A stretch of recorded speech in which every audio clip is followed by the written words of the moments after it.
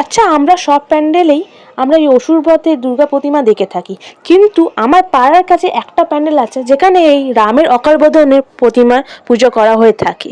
হয়তো অনেক জায়গা হতে পারে, বাট এটা আমি দেখে থাকি, আমার প্রত্যেক বছর ছোটোবেলা থেকে দেখে আসা এই পুজো। এই একটু আলাদা ধরনের প্রতিমা, যেটা আমি ছোটোবেলা থেকে যার কাহিনী আমি শুনেছি মা বাবার মুখ থেকে। তো এটাই আজকে আমি শেয়ার করছি। অনেকেরা তো জানেই, তারা কমেন্ট বক্সে লিখে দেবে। তো এখানে কাহিনীটা হচ্ছে, রাম দুর্গা মাকে পুজো করতে চেয়েছিলেন, তো পুজো করতে গিয়ে সেখানে 108টা নীলপদ্ম থাকার কথা, কিন্তু নীলপদ্মর মধ্যে একটা পদ্ম মা লুকিয়ে নেন। তখন এবার রাম ভাবছে যে 107টা পদ্ম আছে, এবার মাকে কি করে পুজো করব। তো তখন কোনো কিছু না সমাধান পেয়ে তখন তিনি ঠিক করে নেন নিজের চোখের মণি নীল রং আছে, তাই সেটাকে বের করে দেবেন। তীর তেন এরকমভাবে তিনি নিজের চোখের কাছে নিয়ে গেছেন, নিয়ে বের করতেই যাচ্ছিলেন, তখন মা স্বয়ং তাকে পদ্মা ফিরে দিয়ে দেন তার ভক্তি দেখে। তো এটার সাথে দশেরা পুজোটা লিঙ্কড আছে, এটাই আমি জানি। তারপরে দশেরাটা হয়ে থাকে।